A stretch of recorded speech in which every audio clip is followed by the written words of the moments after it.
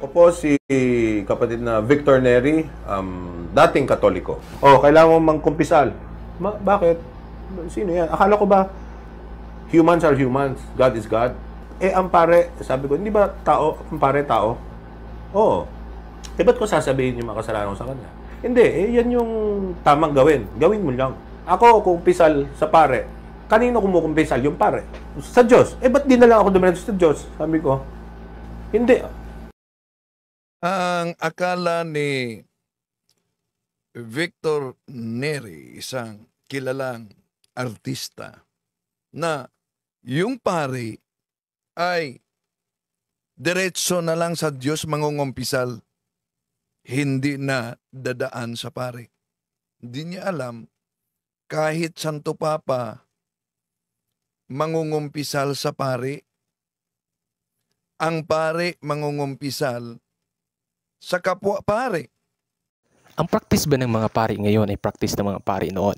Yung tulad ng pinapakita sa video na yung pari ay nag-confess sa kapwa niya pare.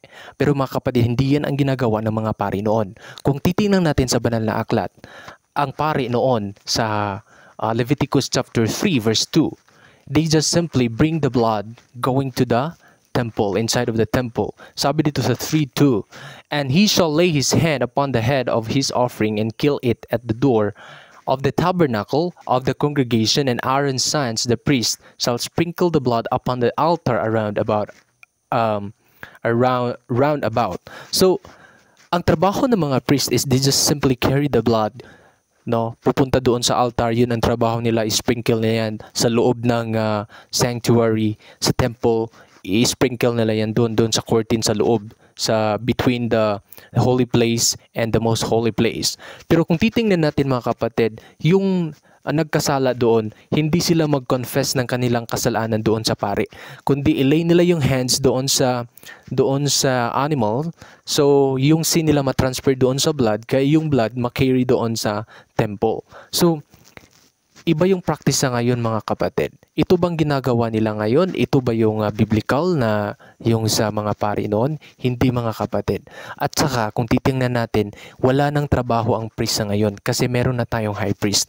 Kasi sa wala pa si Christ, sa nandito pa si Christ, hindi siya pari.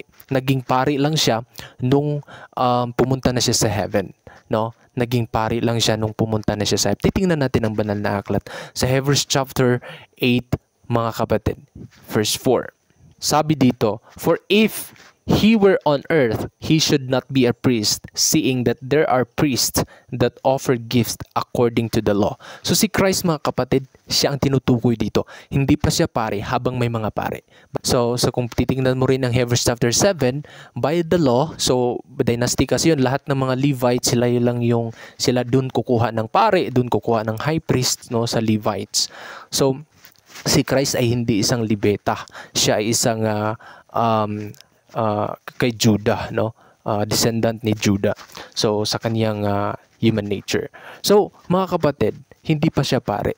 So nung nasa heaven na siya na isang high priest. Titingnan natin sa verse 1 sa Hebrews chapter 8. Sabi dito, now of the things which we have spoken, this is the sum. We have such an high priest who is set on the right hand of the throne of the majesty in the heavens. So siya na yung high priest, a minister of the sanctuary of the true tabernacle which the Lord pitched and not man. So yung sanctuary na nasa langit ngayon, dun pumasok si Jesus Christ ay siya nag-stand as a high priest. So sa lupa, yung ginawa ni Moses at saka yung mga Israelites na tabernacle, yun ay copy lamang sa tunay na tabernacle na nasa langit. So kung titingnan natin, hindi pwedeng maging meron pang pare kasi si Christ ng pare. Anong trabaho nila? Yang ginagawa nila ngayon nga mag-confess ng kasalanan, mag-confess yung mga tao sa kanilang kasalanan doon sa pare. Hindi yan ang ginagawa sa Levitical system o sa kapanahunan ng mga pare. So, ang trabaho ng pare, they just simply carry the blood going to inside of the temple. Pero wala silang, hindi mag-confess yung tao doon sa pare, kundi doon sa animal. Kasi the animals represent Christ. So, kung dadasal tayo, magkumpisal tayo, saan tayo didiretso? Dadaan pa ba tayo ng pare? Ngayon, hindi na. Tingnan natin ang John chapter 16 verse 23. Anong nakasabi? Verily, verily, I say unto you, whatsoever ye shall ask the Father in my name, He will give it to you. So, lahat ng hihingin natin in the name of Christ, ibibigay ng Ama. No, according to your faith, right? Sa verse 14, ganun din, no? Verse 14, verse 13 and 14. Tingnan natin.